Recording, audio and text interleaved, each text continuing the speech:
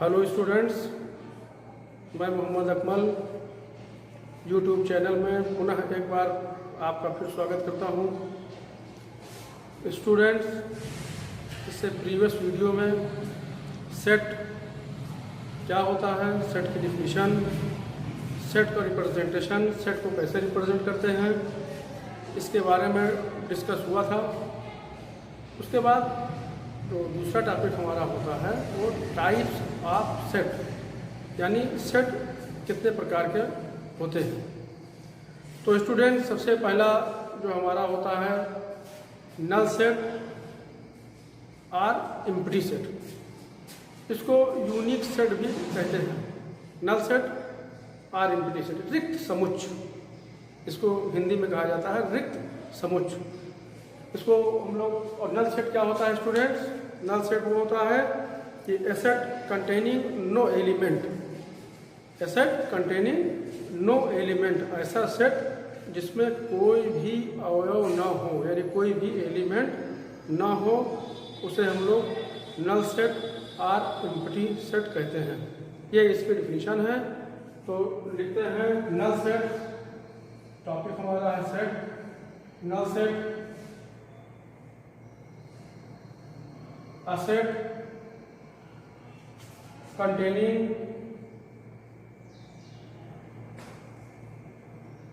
no element is called null set. It is denoted by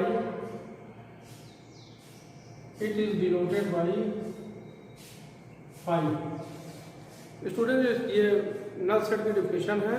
a set is containing no element is called null set and it is denoted by 5। इसको हम लोग 5 से represent करते हैं।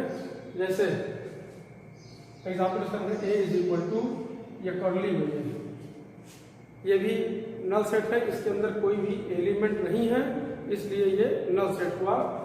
या 5, ये इसको हम लोग 5 से डिनोट करते हैं।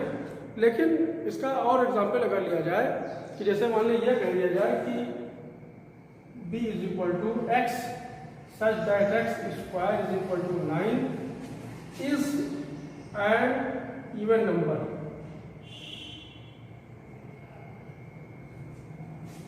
X square is equal to 9 is and x is an even number, यानी x such that x square is equal to 9।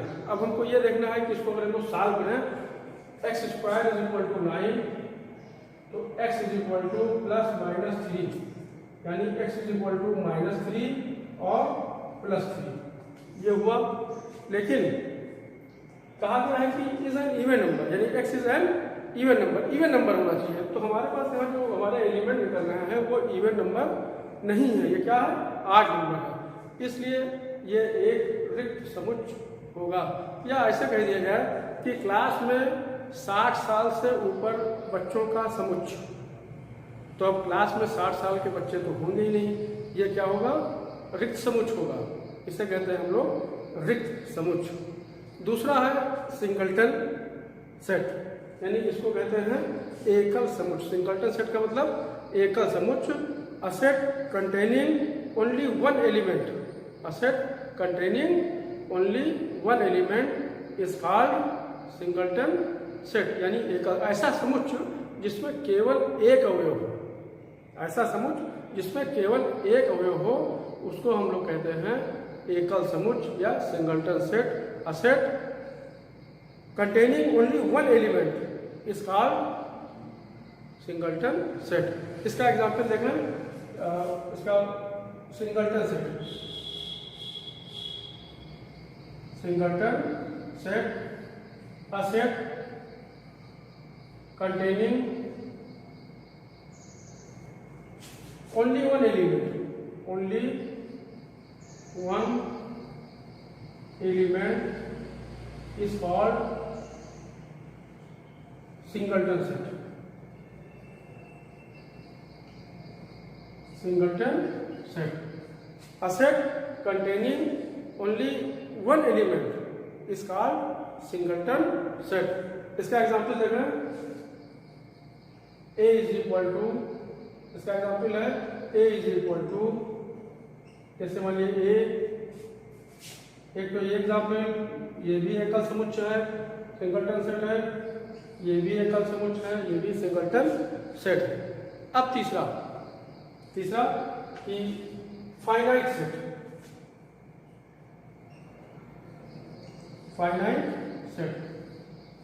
इसको कहते हैं परिमित समुच्चय। फाइनाइट सेट का मतलब परिमित समुच्चय।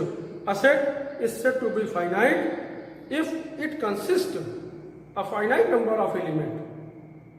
एक ऐसा समुच्चय जिसमें अवयवों की संख्या निश्चित हो, यानी निश्चित होने का मतलब काउंटेबल हो, उसको हम लोग आसानी से गिन लें। इसको हम लोग कहते हैं परिमित समुच्चय और फाइनाइट सेट। यानी फाइनाइट सेट की क्या डिफिनेशन हुई?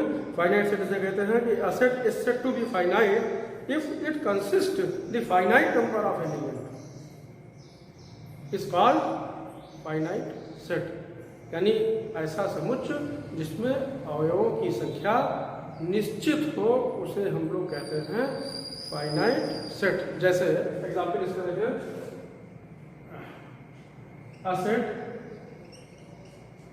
is said to be finite if it consists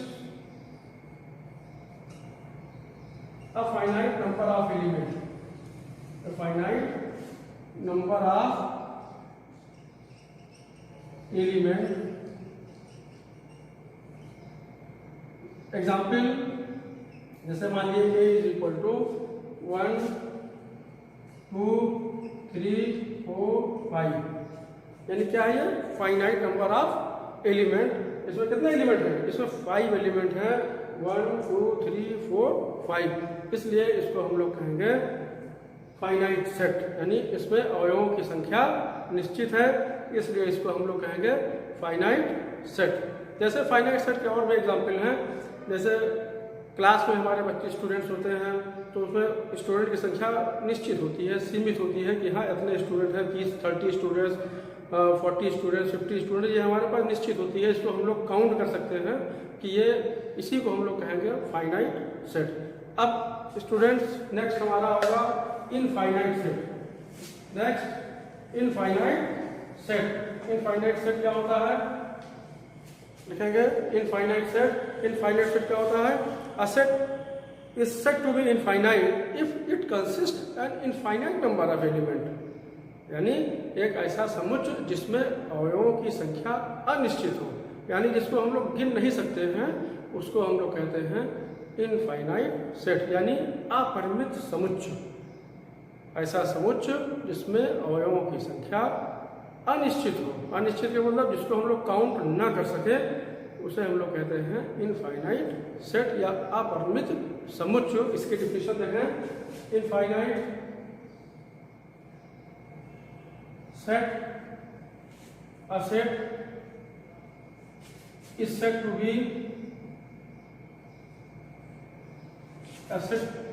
be infinite if it consists an infinite number of elements. Infinite number of element. जैसे एग्जाम्पल, जैसे a is equal to 1 2 3 4 5 dot dot dot. ये क्या है? Infinite set.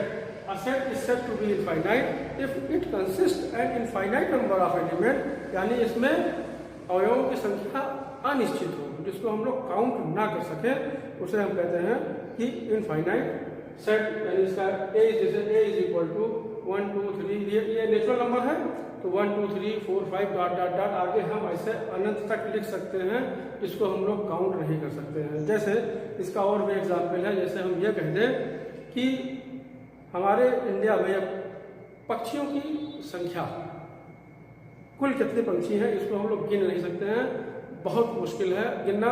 जैसे हम कहते हैं कि हमारे सर में कितने बाल हैं, उसका हम लोग उसको काउंट नहीं कर सकते हैं कि हमारे सर में कितने बाल हैं, तो ये हो जाएगा हमारा इनफाइनाइट सेट। फिर नेक्स्ट आता है इक्वल सेट। नेक्स्ट है equal set. Equal set, equal set क्या होता है, इसे कहते हैं समान समुच्चय। If two sets A and B are set to be equal if each element of set A belongs to set B and each element of set B belongs to set A.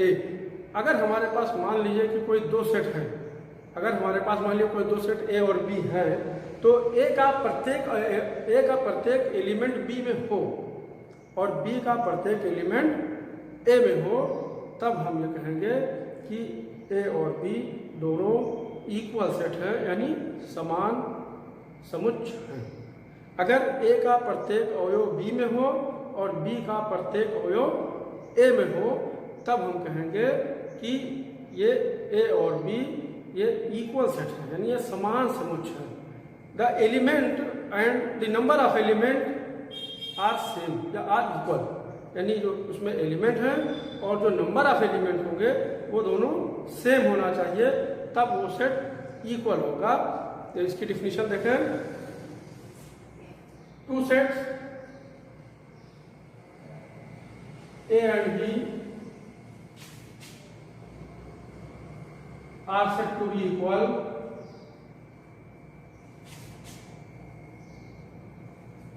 two set A and B are said to be equal if each element of set A belongs to set B, and each element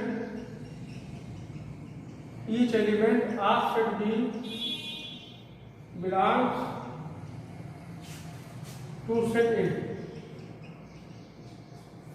Two set A and B are said to be equal if each element of set A belongs to set B and each element of set B belongs to set A. तब हम कहेंगे कि A और B क्या है, दोनों equal set हैं, यानी ये दोनों समान समुच्चय हैं। और इसके लिए हम लोग उदाहरण लेंगे, जैसे मान लेते हैं कि A इज इक्वल टू 1 2 3 और B is equal to 3 2 1। A is equal to 1 2 3 और B is equal to 3 2 1। The element and the number of element are same. दोनों जो हमारे पास जो दोनों सेट हैं, उन दोनों सेट का एलिमेंट और नंबर ऑफ एलिमेंट ये अगर दोनों सेम हैं, तो हम लोग इसको कहेंगे कि ये इक्वल सेट है। इसको देखा है, ए का जो एलिमेंट 1, ए में 1 एलिमेंट 1, यहाँ भी बी में भी 1 है, 2 बी में भी 2 है, 3 बी में 3 है। तो जो एलिमेंट ए का है वही एलिमेंट बी का, जो बी में एलिमेंट है वही एलिमेंट ए में है, यानी element and the number of element are same. तब हम लोग कहेंगे कि ए और बी दोनों इक्वल सेट है, यानी A is equal to the set A is equal to B. ये है हमारा इक्वल सेट। फिर नेक्स्ट हमारा आता है इक्विवेलेंट सेट। नेक्स्ट है इक्विवेलेंट सेट। लास्ट हमारा नेक्स्ट है इक्विवेलेंट सेट। इक्विवेलेंट सेट, इसको हम लोग कहते हैं समतुल्य समुच्चय। Two finite sets A and B are said to be equivalent if they have equal number of element। यानी कि दो फाइनाइट सेट, यानी दो परिमित समुच्चय A और B इस तरह से हों कि उसमें नंबर ऑफ एलिमेंट अगर दोनों के बराबर हैं, तो वो इक्विवेलेंट सेट उसको कहा जाएगा। इसकी डिफिनीशन देखें, two finite sets, two finite sets A and B are said to be equivalent to finite set A and B are said to be equivalent if they have